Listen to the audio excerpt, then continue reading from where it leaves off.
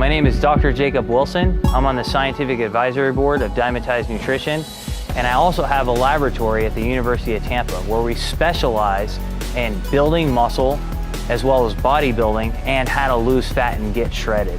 I'm a scientist, but God, man, I absolutely love bodybuilding. You know, I love lifting weights. So ever since I was probably 5 or 6, I knew I wanted to be a scientist, and I knew I wanted to be specialized in sport, to study how to get bigger, how to get shredded at the same time, basically the sport of bodybuilding itself. The thing about bodybuilding is this: it's such an interesting sport because basically to gain size and to be shredded at the same time, they don't mix, right? So this is, to me, it's fascinating. It's the ultimate dichotomy. You know, here we are today, and we have a bodybuilding laboratory at University of Tampa. We're doing work with Dymatize Nutrition, and as we speak, we're doing around 6 experiments on bodybuilding. We can look at muscle from the bone to the skin. We can scan your whole body and tell you the most accurate ways to look at fat. You name it, we can actually look at it. I want to bring the sport to a new level with the latest that science has to offer.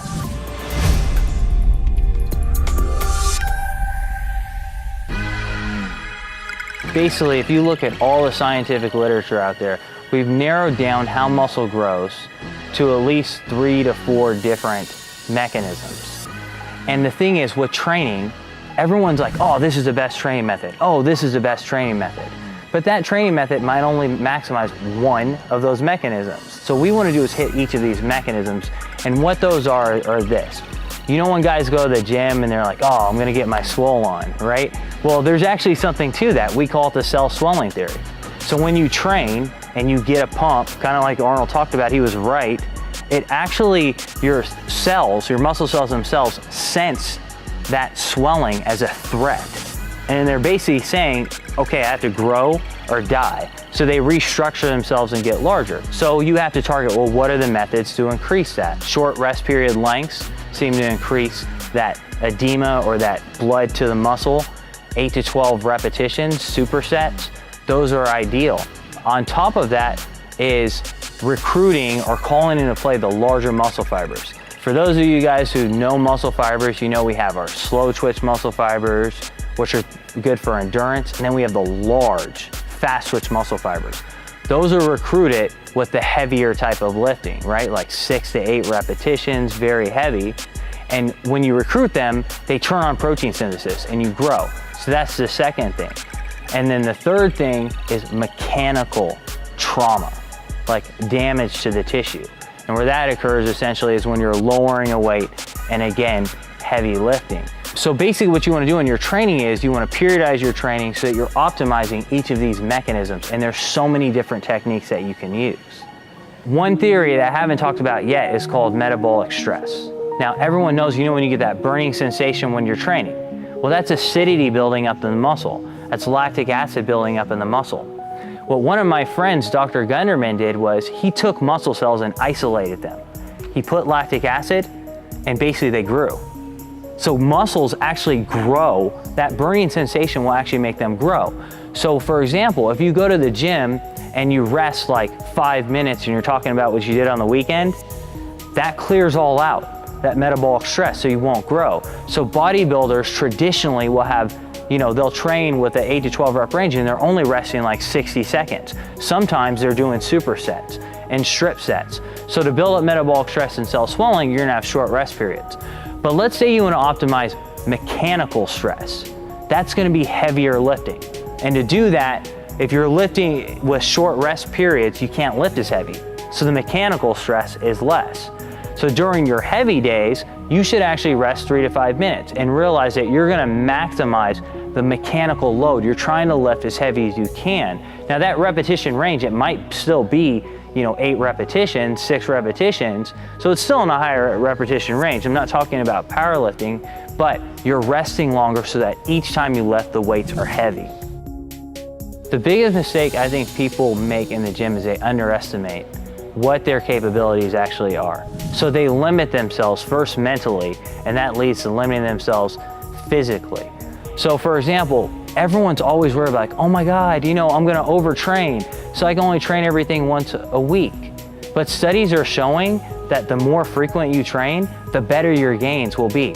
So sometimes when you have an overload on the muscle every day, your performance is not going to be best, but you're beating the muscle up so much that it basically has no choice but to grow.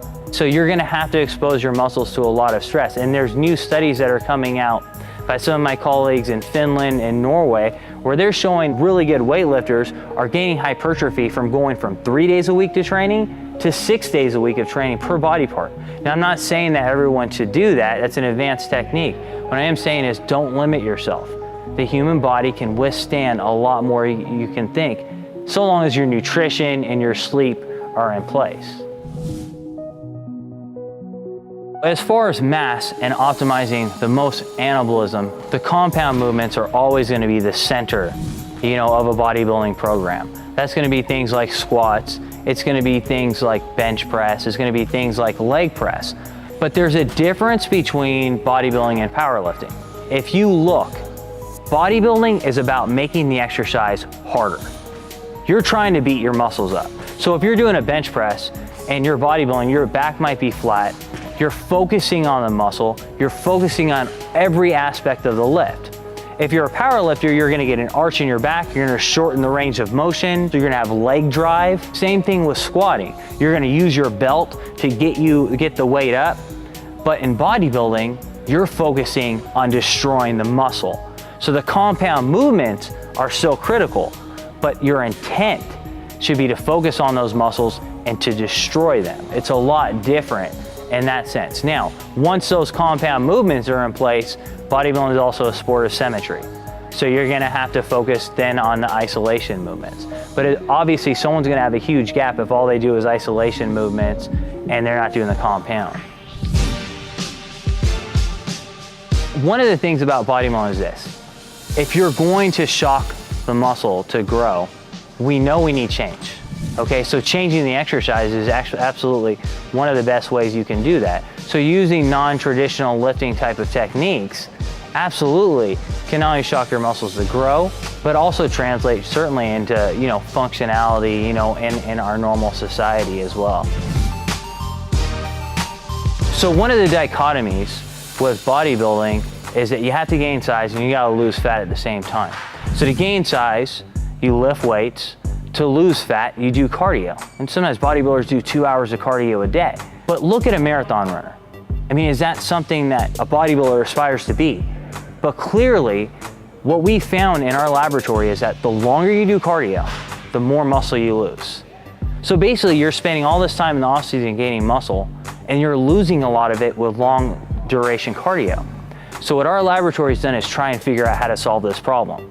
And one of the things that we've done is high intensity interval training. When I say high intensity interval training, I'm talking about 10 to 30 seconds of all out, balls to the wall, kill yourself, nauseated sprinting. When I say 10 seconds, you should have nothing left at the end of that 10 seconds. When I say 30 seconds, you should feel like you're gonna die. When you do that type of cardio, what happens is, what we found is essentially, literally, in 10 seconds time, you can deplete your muscle energy stores by like 15%. That might take like 60 minutes with traditional cardio. What that does is it sends a massive signal to your body and says, oh my God, I have to increase my fat burning machinery. And when you do that, you're burning fat the rest of the day. So we've actually found that with 10 to 30 second all out sprints, that you're actually losing more fat than with a long duration 30 to 60 minute cardio. And yet you actually maintain your size. In fact, we did a study in our lab where we compared low intensity cardio to high intensity cardio. Not only do they lose more fat, but they gain muscle in their quads. So the actual sprinting can be somewhat anabolic. The best way to avoid injury in the gym is to periodize your training. If someone responds really well to heavy training and all they do every single time is lift 5 reps, 1 to 5 repetitions every time they go to the gym, or 6 to 8 reps every time, they rest long rest period lengths, they're constantly loading the muscle, and that's where it takes its toll on your joints, ligaments, you feel the strain, you get an injury. And God, injuries are the worst thing to the bodybuilder because it takes them months to recover. If you're out for a month, you lose muscle and then it takes you a month to recover. You just lost 2 months. periodization is programmed change. One day a week, you might train traditional hypertrophy training, which is going to be 8 to 12 repetitions, 30 to 60 seconds rest. One day you might train heavy, like in a 6 to 8 repetition range. Then if you're feeling your joints are a little bit hurt, there's a new technique, what's known as blood flow restriction training. And this technique, what happens is if you restrict blood flow to a limb, you only have to lift at like 30 to 40% of your maximal weight, and you actually can grow. Focus on the goals. So if you're trying to focus on conditioning and primarily muscle hypertrophy or growth, maybe 2 out of your 4 workouts are going to be traditional hypertrophy. The next day is more of a hypertrophy superset type of day. The next day is a heavy day. And then maybe you throw in a blood flow restriction day, and then you start over. So now your joints are getting certain rest periods and you recover.